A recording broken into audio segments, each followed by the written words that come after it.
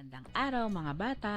Ang tatalakayin natin ngayon sa Makabansa 3, Quarter 4, Week 3, Day 2 ay tungkol sa pagpapahalaga sa pamilya bilang sandigan ng aktibong pagkamamayan.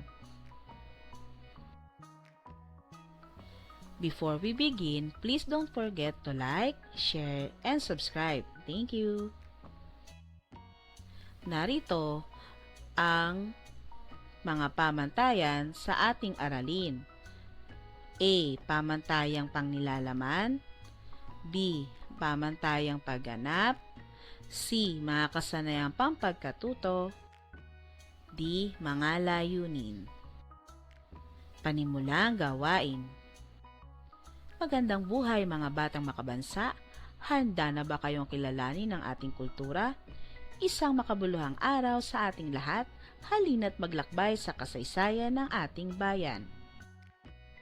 Narito ang tatlong maikling tanong para sa iyo. Number 1. Tama o mali?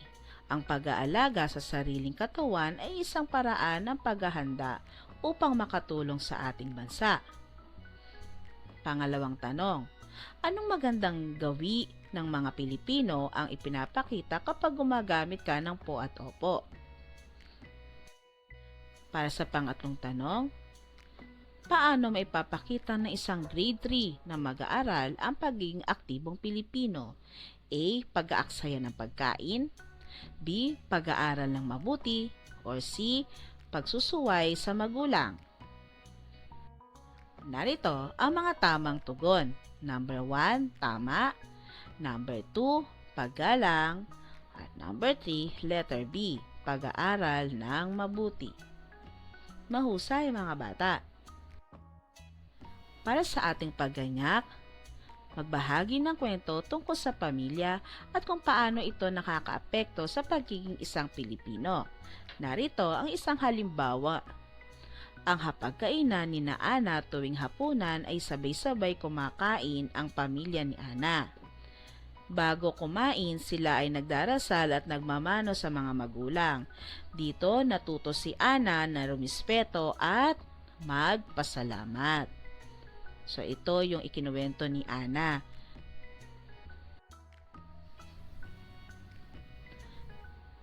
Narito ang maikling kwento.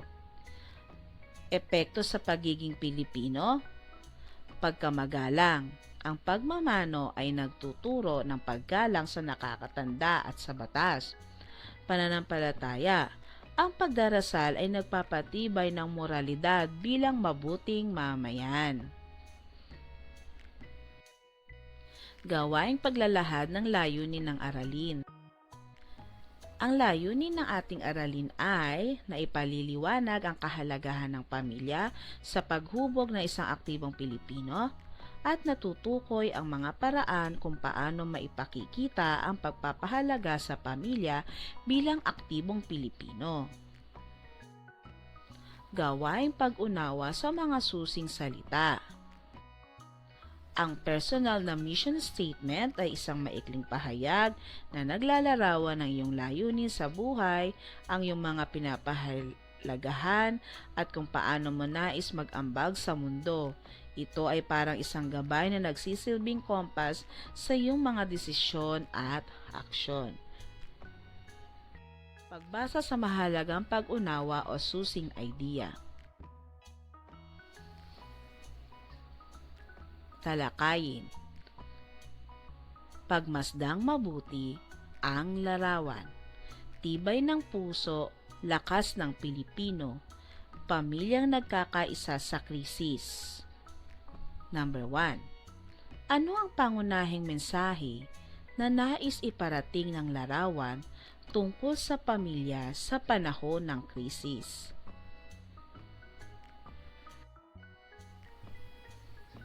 Ang pagkakaisa at bayanihan sa loob ng pamilya ang nagbibigay ng lakas upang malampasan ang anumang kalamidad o krisis. Pangalawa, sa iyong palagay, ano ang mga posibleng hamon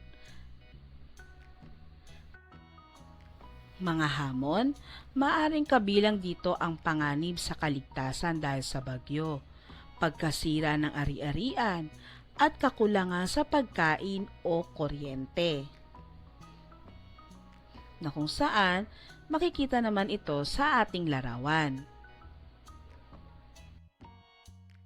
Pangatlo, paano mo maiuugnay ang iyong sariling karanasan o obserbasyon sa mga nangyayari sa larawan?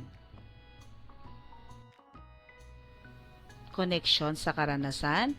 Tulad ng sa larawan tuwing may baha o bagyo, nakikita ko ang aking pamilya na nagtutulungan. Nagliligpit ng gamit ang mga magulang habang kami namang mga anak ay sumusunod sa kanilang mga utos para sa aming kaligtasan. Pagpapaunlad ng kaalaman at kasanayan sa mahalagang pag-unawa o susing idea. Sumulat ng isang maikling sanaysay tungkol sa kahalagahan ng pamilya sa paghubog ng isang aktibong batang Pilipino. Narito ang isang halimbawa. Ang pamilya ang pundasyon ng pagiging mabuting mamayan. Sa tahanan, unang natututunan ang pagmamalasakit, disiplina at pagtulong sa kapwa.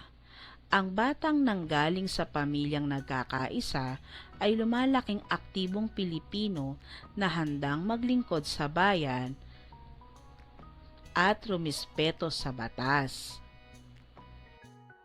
Pagpapalalim ng kaalaman at kasanayan sa mahalagang pag-unawa o susing idea. Kumpletuhin ng pangungusap.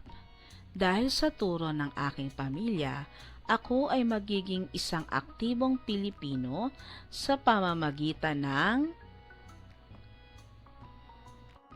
Narito ang isang halimbawang tugon. Dahil sa turo ng aking pamilya, ako ay magiging isang aktibong Pilipino sa pamamagitan ng pagiging disiplinado, pagtulong sa kapwa ng may kusa, at paggalang sa ating mga batas at tradisyon. Paglalapat at paglalahat. Ano sa mga katangian at values ng inyong pamilya ang nakatulong ng higit sa paghubog ng iyong pagkatao? Tunghayan ang mga halimbawang tugon. Una ay ang paggalang. Natuto akong rumispeto sa lahat ng tao. Pagtutulungan. Naging handa akong tumulong sa nangangailangan. Katatagan. Natuto akong maging matapang sa harap ng pagsubok. Pagtataya ng natutuhan. Ang pagbabahagi ang gagawing pagtataya ng natutuhan. So, lahat ng mga bata ay siguraduhing makilahok upang magkaroon ng puntos sa pagtataya. Mahusay mga bata! Natapos ninyo ang ating aralin sa makabansa. Paalam mga bata, hanggang sa muli.